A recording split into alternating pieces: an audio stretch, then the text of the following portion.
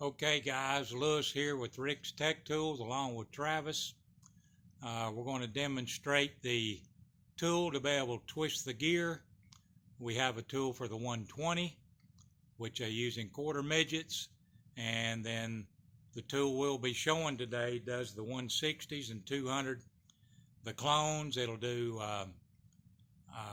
Tillotson 212s.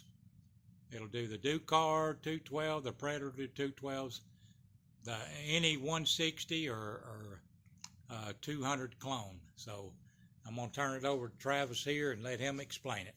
All right, guys. We've already on another video explained how our fixture works for checking the cam timing and the stroke. This gauge does both. What I want to show you guys here real quick is right now this crank gear is sitting at about 2.5–3 degrees advanced. Okay, what we're going to do is I'm going to slide the degree wheel off. I'm going to take this crank. Lewis is going to pause it, and we're going to go over to our... Okay. All right, guys. Now, I know a lot of you already have the crank twister. Some of you don't. This is the degree wheel with the hub that we designed, and the pointer right down here. I've already got the pointer on the block. It goes in the top right-hand side cover bolt. All right, now I'm going to go ahead. Our crank twister right here. The crank twister itself comes with the plate, 2 8mm solid pins, the bolts. Now, lose that pin. The bolts for the plate, the hub that has a 1/2 inch knockout so that I can take my 1/2 inch brake bar and twist it. I'll show you that here in a minute. And the keyway. All right, so first things first, I'm going to put my crank in my block. The reason we had to move is because this block, I've got it's bolted down to the table. Just makes it a little easier.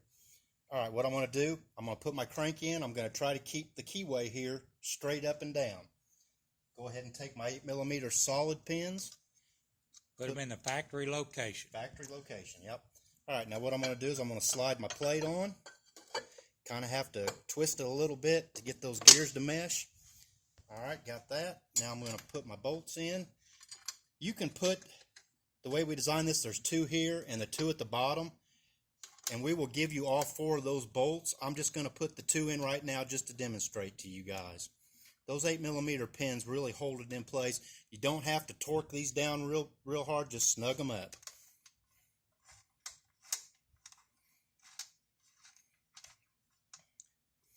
Okay, now that I've got those snugged up, remember I told you my pointer's already on here. You can buy the twister plate, the pointer, and the degree wheel. You can do the math, but this just takes a lot of... Let us show you here. This is thin right here, so that this is the different degree wheel and what you use when you're profiling a cam or checking. That's so you have enough space on the end of the crank to slide the tool that goes on here to be able to twist this crank. You're holding the gear, but it will hold the gear and you twist the crank. Now, just put my keyway in there. Now I'm going to slide my hub on there. And remember, this is the hub that my breaker bar goes into. I'm going to go ahead now. If we remember, we were about 2.5–3 degrees advanced. Okay, so once again, I'm just going to kind of get all my slack counterclockwise. I'm going to take my wrench. The number that you start with is arbitrary. Well, get her loosened up here. I'm going to put this on 15 degrees just because that's the closest number that I have to it right now. Now, it doesn't matter what degree this is on. You're just trying to move. That number was arbitrary. All I'm trying to do is get 2.5 degrees. All right. Now, if Lewis will trade sides with me here, I'm going to put my brake bar in my hub. I'm going to get it down here where I can get to it. Now, I started at 15 degrees. Now, most of the time when you pop these gears, guys, they're not going to just move 1, 2, 3 degrees. When it first moves, it's going to pop 4 or 5 degrees. So let me go ahead and do that. All right. Now, as you can see, I kind of got lucky on that one. I was at 15 degrees, and now I've moved to about 17, 18 degrees where I needed to be, the 2.5–3 degrees. I'm going to go ahead and move it a little more because usually I got lucky on that one, but let's say, see now I'm on 20 degrees. 21 degrees.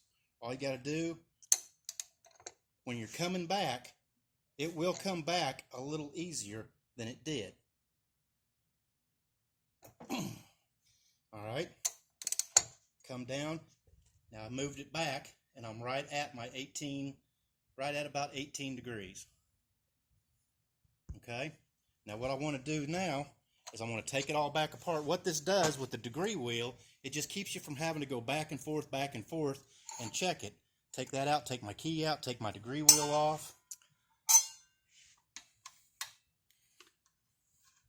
Like I say, a lot of people will buy this twister without the degree wheel, and that's fine. But this just saves you a lot of back and forth work. Now we're going to take this out. Take my plate off. Set it aside. I'm going to snatch the crank out. Lewis is going to follow me back to our fixture. And this is how, with the fixture that we have, again, dot to dot. We've already explained this in another video. Dot to dot. Put my degree wheel on there, and now I'm right at 0, guys. And that way, you saw how fast that was. I didn't have to go put it in the engine, take it out of the engine. That's just a quick, easy way to do it. You can buy the twister without the degree wheel. I definitely recommend the degree wheel, and the pointer that we also have with it makes things a lot easier. Thanks, guys. Yeah, have any questions, give us a call, or you can email us. sales@ricktechtools.com, 423-715-3897 is my cell, 423-584-6663 is the shop. Thanks, guys.